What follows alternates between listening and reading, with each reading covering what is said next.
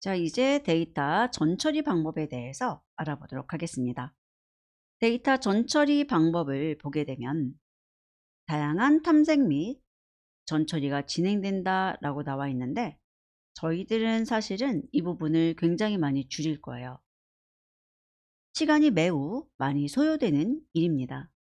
따라서 시험에서는 최소한의 전처리만 진행을 할 거고요. 데이터 분석을 잘한다는 것은 이러한 데이터 탐색과 데이터의 전처리를 잘한다라는 것과도 통하는 이야기이기 때문에 여러분들이 데이터 분석을 잘하시기 위해서는 이 자격증 취득하시고 나서 데이터 전처리에 대해서 좀 더 학습을 진행하셔야 합니다. 자, 단계는 X와 X 서브미션을 합칠 거고요. 그래서 XO를 만들 거예요. 그리고 나서 XO에 대해서 최소한의 전처리를 할 겁니다. 결측치는 아직 문제로 나온 적은 없지만 결측치에 대해서는 그래도 한번 확인을 해 주셔야 돼요. 왜냐하면 결측치가 있으면 학습이 되지 않거든요. 그리고 혹시라도 나오게 된다면 채우기 방법을 사용하시면 되고요. 컬럼 제거를 하실 수가 있는데 제거하는 것은 권장하지 않고요. 추가하는 것은 괜찮아요. 네, 너무 많은 것을 추가하시는 것은 좋지 않죠. 그리고 엔코딩, 레이블 엔코딩이나 원화 엔코딩 사용을 하시면 되고 스케일링은 필요시에 할 수 있도록 코드는 넣어 두시는데 그것을 사용하거나 사용하지 않도록 처리하는 그런 것들을 해 두시면 좋을 것 같습니다.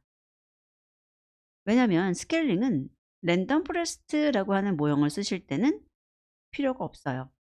그런데 선형 모형을 쓸 때는 또 영향을 주기 때문에 선형 모양에서 올바른 성능을 보고 싶다면 스케일링을 해주고 만약에 나는 선형 모형을 안 쓸 거예요 하시는 분들은 스케일링을 제거하셔도 상관은 없을 것 같습니다. 그리고 나서 XO를 X와 X 서브미션으로 나눠 주시는 거죠. 자, 그러면 여기에 있는 작업을 저희들이 해볼게요. 판다스 시간에 학습을 하셨던 부분들이에요. 자, 우선 X와 X 서브미션을 하나로 합쳐서 XO를 생성하고 결측치를 확인하고 또 정보를 확인하는 방법을 보도록 하겠습니다. 자, 우선은 PD에 컨캣을 사용을 해서 목록으로 주셔야 되죠. X와 X 서브미션을 하나로 만들어서 XO이라는 이름을 붙여 주시는 겁니다. 그리고 항상 확인하셔야 되는 게 어떤 데이터의 구조나 이런 것들을 바꾸게 된다면 그것에 대해서 쉐입을 출력해 보셔야 돼요. 쉐입을 보니까 5982에 10이라고 나오죠.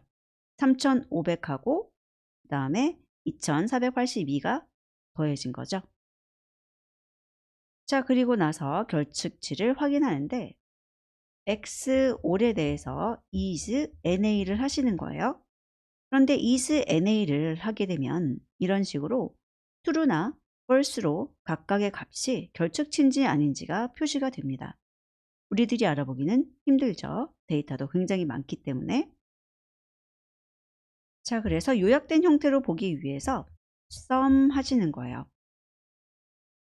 자, 그런데 이 경우에 우리들이 시리즈의 형태로 나타나게 되고 여기 환불 금액에서 3,906개의 결측치가 있는 것을 볼 수 있습니다. 그래서 환불 금액에 3,906개의 결측치가 있다라는 것을 확인하는 방법이고요. 이제 나중에 이 결측치가 하나도 없는 것을 확인하기 위해서는 이런 식으로 썸을 더 한번 해서 0이 나오면 결측치가 하나도 없는 거죠. 우선은 결측치가 환불 금액에 3,906개 있는 것 보았고요. 또 다른 방법으로는 info라는 것을 사용하는 거예요. info는 프린트를 하지 않아도 됩니다. 이거 자체가 출력하는 기능을 가지고 있어서요. 물론 프린트 하셔도 상관은 없고요. 여기에 보게 되면 non null이라고 해가지고 2076이라고 보여지죠. 그 말은 5982개 있어야 되는데 그 중에서 3906개가 결측치고 실제로 데이터가 있는 것이 2076개다 라고 써 있는 거예요. 그리고 이런 info를 통해서 여러분들이 또 하나 알 수 있는 것이 오브젝트가 2개라는 걸 알 수 있죠. 그러면 여기에 주 구매 상품과 주 구매 지점이라는 것이 오브젝트인 것을 볼 수 있고, 이것은 우리가 학습에서 사용할 수 없는 데이터 타입이에요. 그래서 info를 이용하면 결측치도 확인하고 그 다음에 데이터 타입도 오브젝트인 것을 몇 개 있는지 누구인지 한눈에 확인할 수 있어서 좋습니다. 자, 그러면 이런 식으로 확인을 했고요. 다 해보는 게 아니라 여러분들이 나중에는 원하시는 것만 하셔도 돼요. 그리고 나서 결측치는 채우기를 하셔야 되는데 그 원인에 따라서 다른 방법을 쓰셔야 되죠. 그런데 환불 금액 같은 경우에는 환불을 안 한 사람들이 있을 거란 얘기죠. 모든 고객들이 환불하지는 않으니까요. 그래서 환불 금액이 없는 사람은 그게 결측치로 표기되지는 않았을까 생각을 하고 그 환불 금액에 대해서 0으로 채워주도록 하겠습니다. X올해 환불 금액 fill NA를 쓰시는 거죠. fill NA라는 것은 결측치에 대해서 채우기잖아요. 그리고 0으로 채워주는 겁니다. 그리고 나서 채우기만 한다고 끝나는 게 아니고요. 그것을 다시 대입하셔야 되죠. 이렇게. 자, 그래서 결측치를 채웠고요. 그 다음에 다시 한번 확인해 보시는 거예요. X올해 is NA 하시고 sum 다시 sum 이러면 0이 나왔을 때 결측치가 없다는 의미가 되는 것이기 때문이죠. 그래서 결측치를 채웠고요. 다음은 데이터 프레임에 select dtypes라는 것을 이용을 해서 오브젝트인 것을 한번 살펴보려고 해요.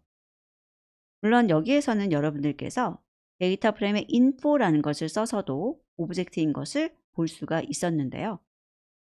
필요하시다면 사용을 할 수 있도록 한번 같이 알아보려고 합니다. 여기 있는 select underscore dtypes라고 하는 메서드는 데이터 프레임에서 특정한 데이터 타입을 갖는 컬럼을 추출할 때 사용을 하게 되고요. 머신러닝에서는 데이터 타입이 오브젝트인 것을 학습에 사용할 수 없기 때문에 이런 오브젝트인 것을 찾는 거예요. 그리고 나서 숫자형으로 변경해 줄 겁니다. 엔코딩을 하는데 범주의 수가 많지 않은 경우는 원핫 엔코딩, 많은 경우는 레이블 엔코딩을 사용을 하는 것을 권하고요. 범주의 수가 너무나 많을 경우에는 삭제 또는 범주의 수를 줄이는 방법을 사용할 수도 있습니다. 자, 우선 저희들은 그냥 원핫 엔코딩하고 레이블 엔코딩에 대한 방법만 학습을 할 거예요. 그래서 너무 범죄 수가 많다라는 것에 기준이 이제 또 정해져야 되는데 모두 다 다른 경우, 뭐 주소 같은 거 이런 게 나왔다. 전화번호 이런 게 들어있다. 그렇다면 그것은 삭제하셔도 괜찮습니다. 그런데 그것이 아니라면 어느 정도의 범주는 그냥 레이블 엔코딩으로 하시면 될 것 같아요. 그리고 nUnique라는 것은 유니크한 것의 개수를 말해요. 그래서 각 컬럼별 범주의 개수를 반환하는 것입니다. 자, 우선은 엔코딩 대상과 그 방법을 결정하기 위해서 탐색을 진행하는 거예요. 자, X5에서 select the types include object. 얘를 프린트 해볼까요? 그러면 주 구매 상품하고 주 구매 지점 두 개의 컬럼을 갖고 있는 데이터 프레임이 출력되는 것을 볼 수 있습니다. 자, 그런데 만약에 저희들이 이 컬럼의 이름만 필요하다면 이것에 대해서 점 찍고 컬럼스, 그래서 컬럼스 오브젝트, 그래서 오브젝트 컬럼에 대한 것만 컬럼 이름을 가지고 올 수가 있는 거죠. 그리고 출력을 해보면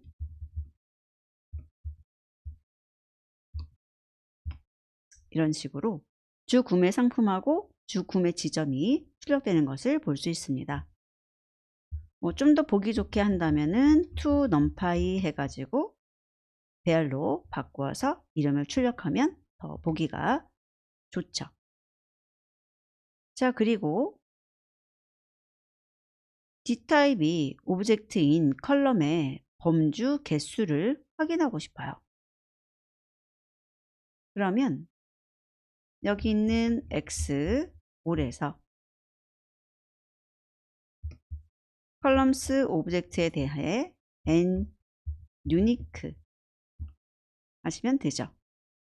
그러면 주 구매 상품은 42, 주 구매 지점은 24로서 상당히 많은 개수인 것을 볼 수 있습니다.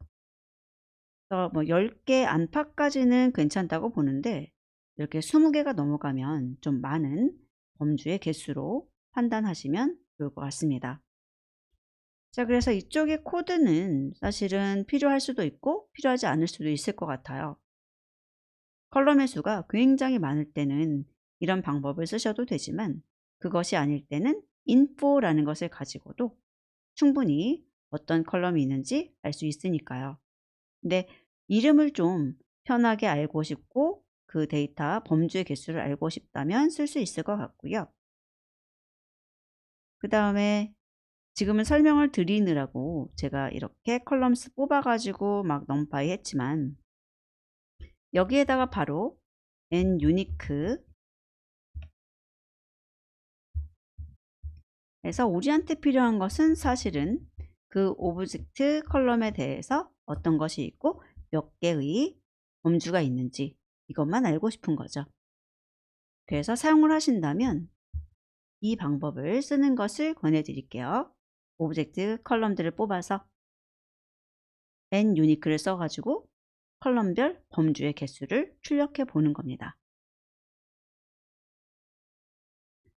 그리고 나면 이제 주 구매 상품하고 주 구매 지점에 대해서 엔코딩을 해야 되는데 여기에서는 레이블 엔코더를 쓸 거예요. 그래서 레이블 엔코더를 써가지고 fit transform 해서 바로 레이블 엔코딩을 진행을 할 거고요. 그러면 두 개 컬럼에 대해서 이렇게 바꿔 주셔야 되는 거죠. 그리고 삭제할 컬럼이 있다면 삭제하는 작업도 진행을 해 주셔야 되는데 여기에서는 ID 정도가 삭제할 수 있는 컬럼 같아요. 보면 X에 all 해가지고 n unique를 해보는 거예요. 그러면 회원의 아이디가 5982라 그래서 어떠냐면 모두 다 다른 거죠.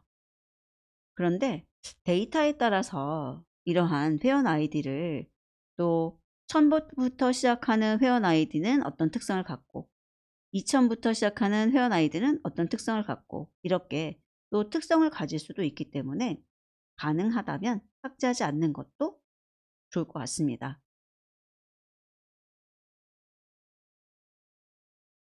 자, 우선은 삭제하는 연습을 해볼게요. X all 한 다음에 드롭이라고 해서 컬럼스 회원 아이디.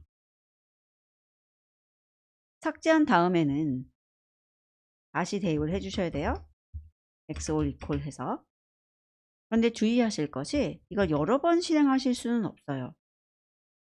지금 콜앱 환경에서의 문제기는 한데 일반적으로 여러분들이 시험 보시는 환경은 모든 코드를 하나의 셀에 작성을 하시기 때문에 여러 번 실행을 해도 실행 시간이 걸린다는 것 이외에는 문제가 없는데, 지금 여기서는 한번 제거한 것에 대해서 동일한 이름으로 이렇게 넣었을 때 다시 실행을 하게 되면 회원 아이디라는 컬럼이 없다고 메시지가 나오게 됩니다. 그래서 주의하시고요.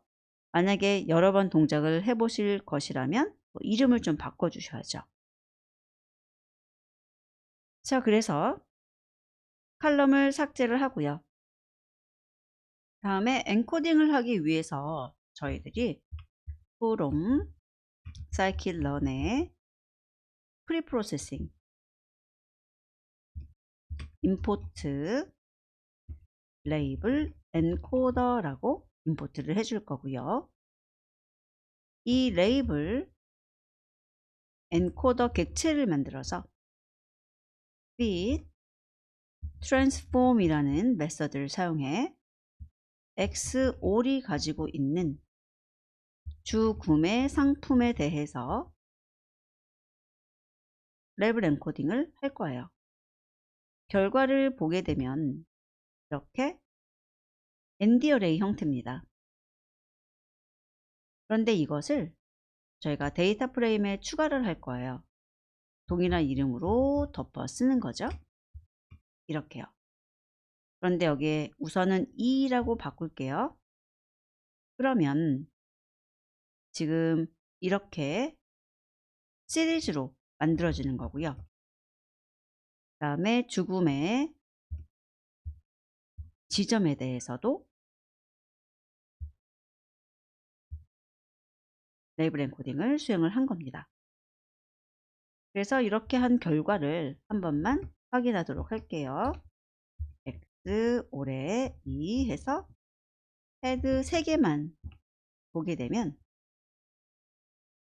여기 죽음의 상품과 죽음의 지점에 대해서 숫자로 바꿔 있는 것을 볼 수 있고, 데이터들도 모두 다 숫자 형태인 것으로 볼 수가 있죠. 자, 그러면 여기 있는 2라는 거 지우고요. 동작 확인했으니까요. 실행하게 되면 x all의 회원 아이디가 없어지고 죽음의 상품과 죽음의 지점이 레이블 엔코딩이 된 것입니다. 다음은 스케일링이에요. 스케일링 같은 경우에는 저희들이 반드시 할 필요는 없지만 하는 방법은 알아두시는 것이 좋죠. 저희는 x all에 대해서 스케일링 처리를 할 건데요. 민맥스 스케일링을 하겠다. 그러면 from 해서 scikit-learn의 프리프로세싱 import 민맥스 스케일러, 대문자 소문자 동일하게 해주셔야 돼요. 자, 그리고 나서 민맥스 스케일러라는 것을 객체 만들고 똑같아요. fit transform입니다. fit transform 하고 대상을 넣어주는 거죠. 그리고 나서 한번 출력을 해보면 데이터들이 작은 값으로 바뀌어 있는 걸 볼 수가 있죠. 얘를 A로 저장을 하고요. A에 대해서 민값하고 그 다음에 맥스 값을 출력해 볼 텐데, 지금 이렇게 한 경우는 ND 어레이의 민맥스예요. 보세요. 타입해서 A를 출력해 보면 ND 어레이고 그것에 대해서 맥스를 구했는데 값이 하나밖에 안 나오죠. 왜 그러냐면 이 ND 어레이에서는 민이나 맥스나 뭐 이런 썸이나 이런 것들을 할 때 축을 지정하지 않으면 전체에서 맥스를 찾거든요. 그게 2차원이라고 해도 만약에 저희가 축을 이렇게 1이라고 주거나 0이라고 주면은 이게 컬럼별로 가장 큰 값, 컬럼별로 가장 작은 값을 구하게 되는 겁니다. 넘파이에서는 이런 통계 함수가 적용되는 방법이 약간 달라요. 축을 지정을 해줘야지만 되고 축을 지정하지 않는 것을 none이라고 하는데 그 경우는 전체에서 라는 말이 됩니다. 그래서 컬럼별로 민값을 구해보는 것. 자, 그래서 잘 변환이 된 것을 확인할 수가 있고요. 그러면 이렇게 바꾼 거잖아요. 스케일링 한 거죠. 그런데 스케일링 한 것에 대해서 그냥 XOR이라고 하면은 XOR이 뭐예요? ND 어레이가 되죠. 그래서 저희들이 인덱싱을 한다던가 여러 가지 동작을 하는 데 있어서 다 넘파이에 있는 ND 어레이 특성을 맞게끔 명령을 줘야 되기 때문에 불편합니다. 그래서 어떻게 할 거냐면 PD에 데이터 프레임을 이용을 해서 여기 있는 A에 대해서 데이터 프레임으로 바꿔줄 거예요. 그런데 문제가 뭐냐면 컬럼에 관한 정보죠. 컬럼의 이름이 바뀌면 우리는 알아보기 어렵잖아요. 그래서 컬럼스에 대해서 XOR이 가지고 있는 컬럼스를 주는 거예요. 그리고 나서 이 XOR에 대해서 출력을 해보죠. 그러면 총 구매부터 구매 주기까지 이렇게 작은 숫자들로 바뀌어 있는 것을 볼 수가 있습니다. 자, 그리고 나서 이제 전처리가 끝난 거예요. 이렇게 전처리가 끝났다면 나누어 주시면 되는 거죠. 그래서 어떻게 나눠 줄 거냐면 X하고 X의 서브미션으로 나누는 겁니다. 나눌 때는 XOR에서 iLog을 사용하시면 편하죠. iLog이라는 것은 개수를 주는 거니까요. 그래서 3500개가 X였고 그 다음에 나머지 내용이 X 서브미션이죠. 3500부터 끝까지 이렇게 나눠주시게 되면 원래대로 나눠주시는 거고 쉐입을 꼭 확인하셔야 돼요. 쉐입하고 X 쉐입하고 X 서브미션의 쉐입